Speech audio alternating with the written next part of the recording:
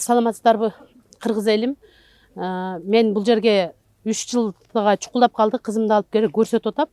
Менин кызым 12 жашта баса албай жүргөн, эми бутун жерге коюп бир аз эме алып калды. Анан мен министрге кайрылмакмын да, биринчи жылуу үйдөн чыккыла. Биздин балдарыбыздай балдарды көргүлө.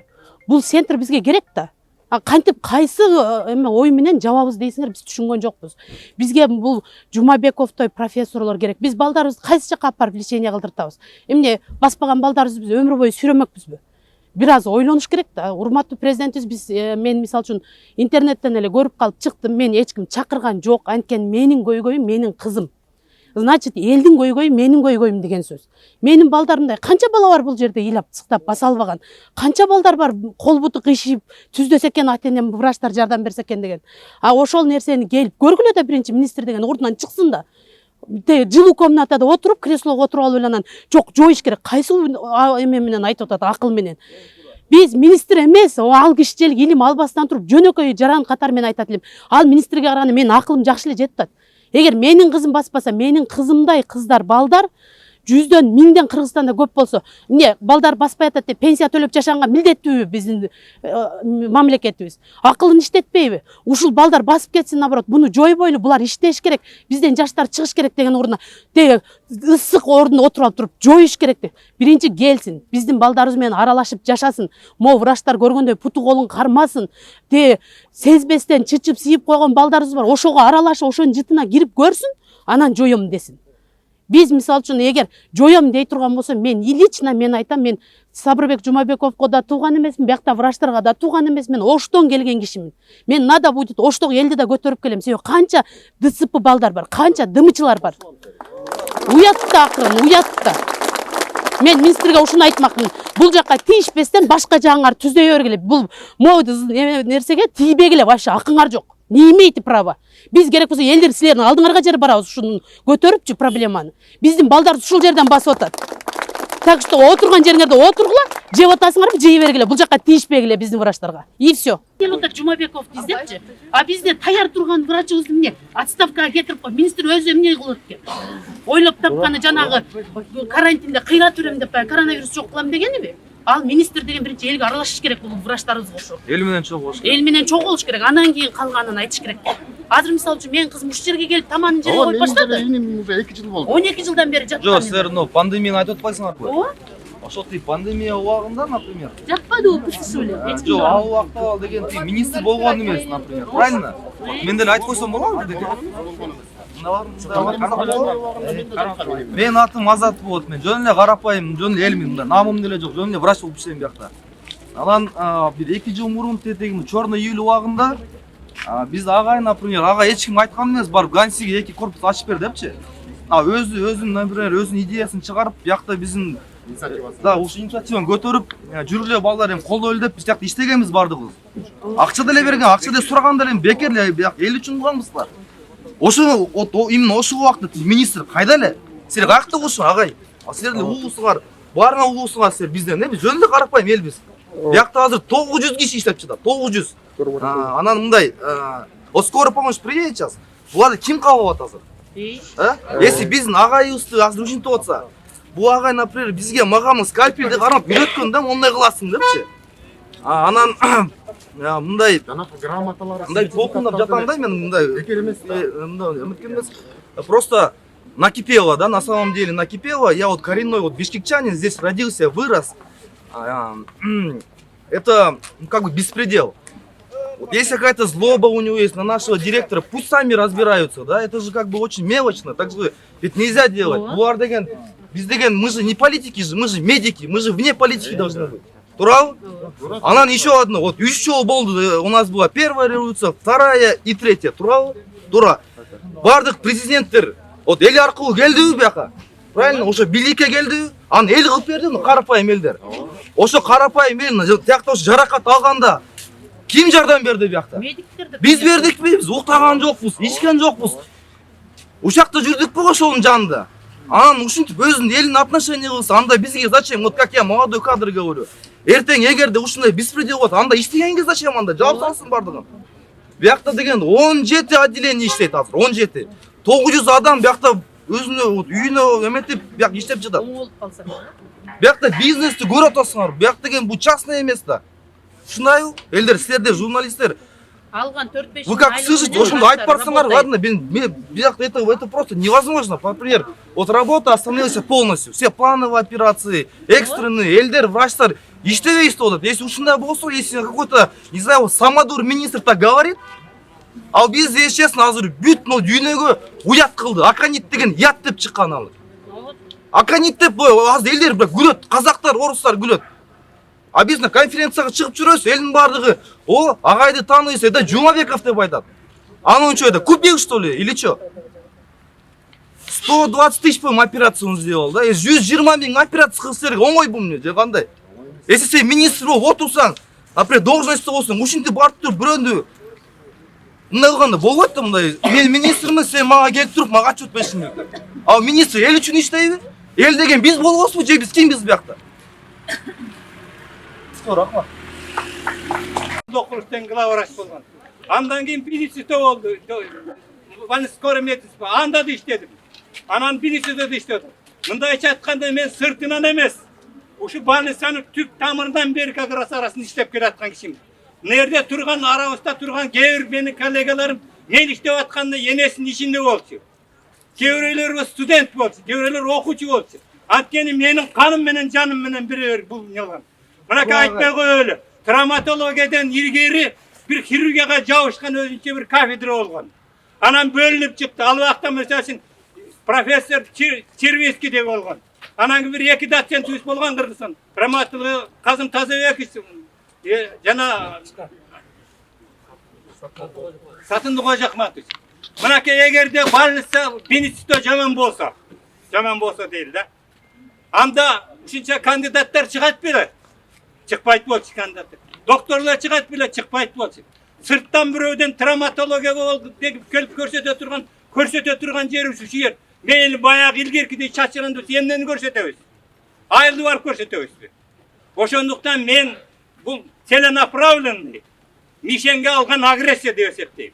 Oşonduktan министрди колуңарды тартып, анан көрүп көтөрүп өйдүрөп Кыргыздын намысы болуп аткан учреждениянын мынданарды өркүтөбүз деп эсептейм.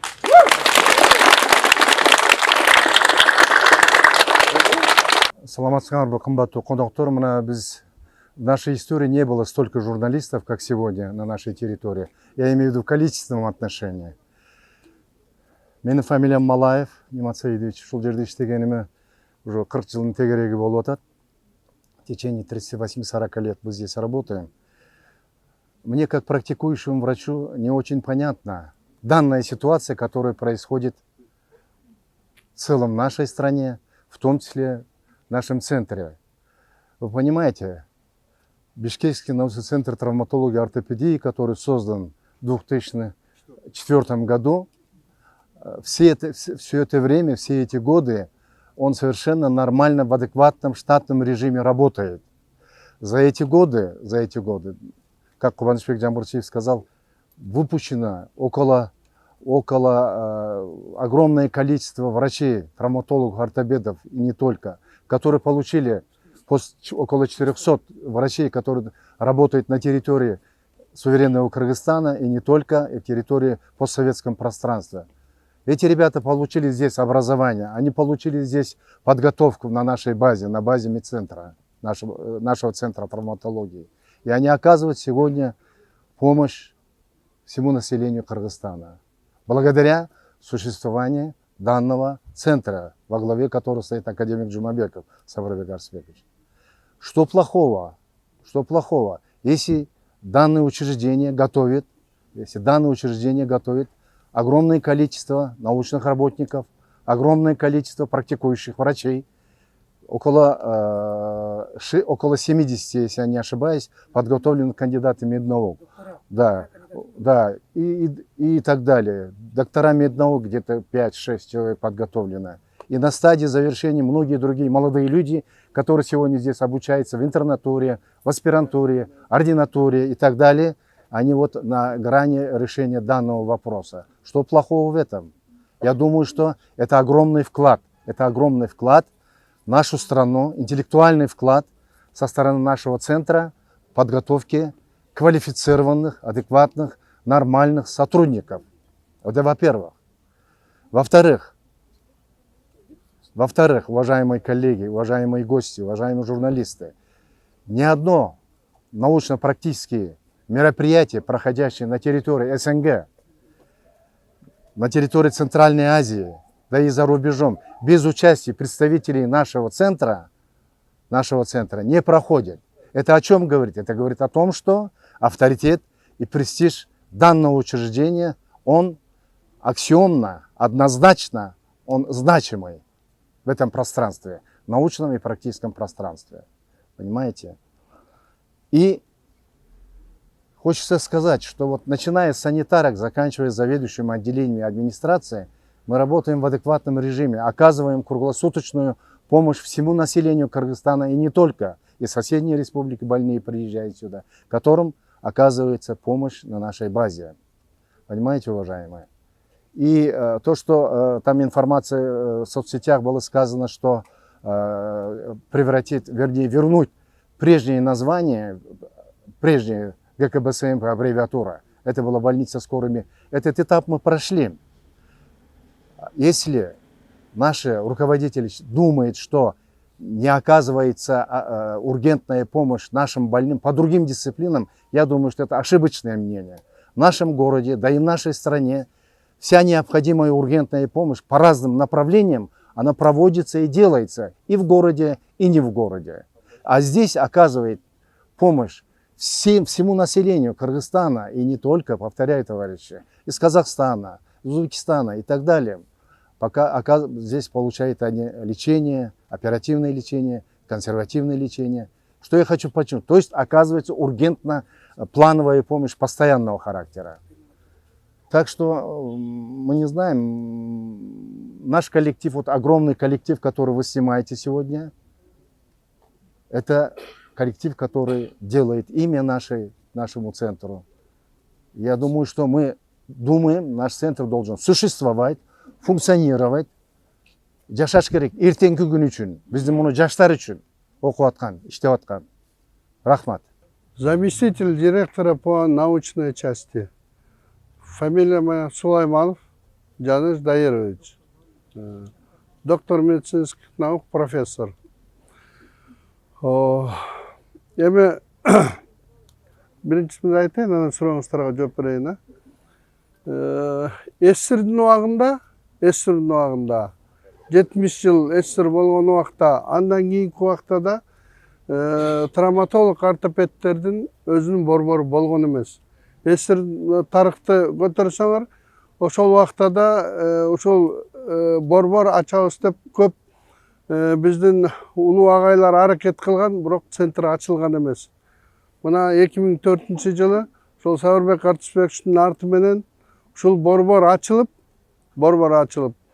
анан Кыргызстан боюнча баягы травматология, ортопедиянын баарын бир жерге чогулткан да. Чогултуп, илимий негизде мына ошол 18 жылдын ичинде биздин травматология, ортопедия дүйнөлүк уровеньге чыкты да. Биз ушул травматология, ортопедиянын арты менен биз дүйнөнү эмне жасалып атса, азыркы күндө ошол операция, ошол технологиянын баары ушул биздин борбордо жасалат. Биринчиден, экинчиден, эгерде билбейм, реформа деген кандай болот? Бул биздин борборду жаап коюш бул реформа эмес да. Борбордо эгер жабылып калса, мына бүгүнкү күнгө чейин биздин оорулар травматология, ортопедия боюнча сыртка чыкпайт эч ким. Мисалы үчүн башка оорулар боюнча алар сыртка Россияга же болбосо көп чет өлкөлөргө кетип атпайбы жардам алганы. А биз травматология, ортопедия боюнча болгон заманбап технологиянын баары дүйнөдө эмне жасалып атса, ошонун баары ушул биздин борбордо жасалат. Анан бул ушундай элдер ушундай борборду ача албай, ушундай борборго жетпей жаткан күндө 18 жылдын ичинде болгон жетишкендиктердин баарын чийип салып жаап салыш бул реформа эмес деп ойлойм да. Бул өзү даже акылга сыйбаган кадам деп санасак болот да. Анткени ушул мына 18 жылдын ичинде 18 жыл ичинде 40 жыл 50 жыл мурда болгон иштерден да көп нерсе жасалды да.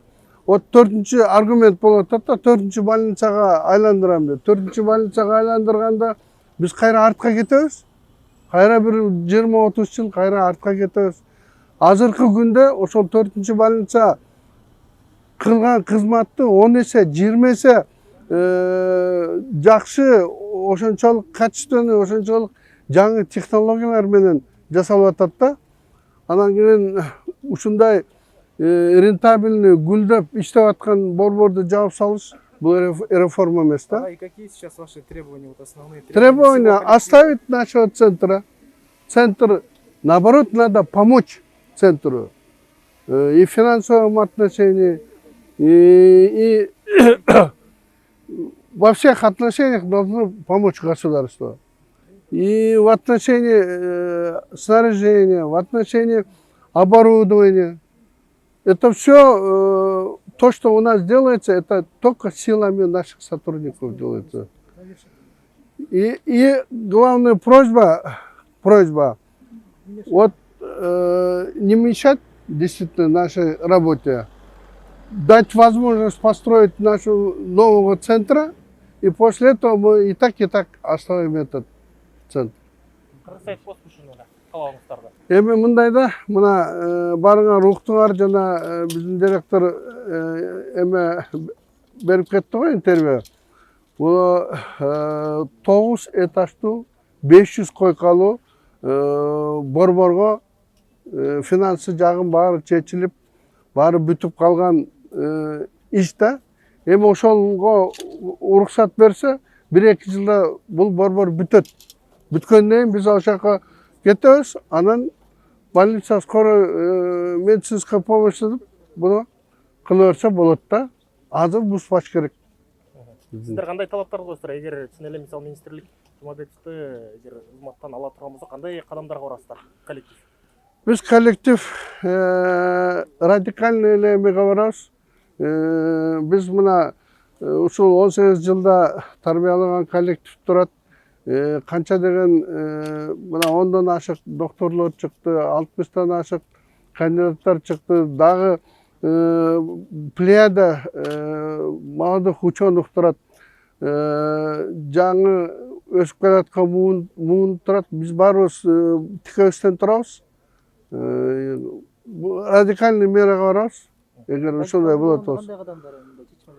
Чечмелей турган болсок, баарыбыз кеңешебиз, анан айтабыз кандай кыларыбызды. Вы знаете, что в любом научно-исследовательском центре имеются диссертационные советы, где защищаются молодые доктора, молодые ученые на исследовательской ученой степени, кандидата наук, доктора наук.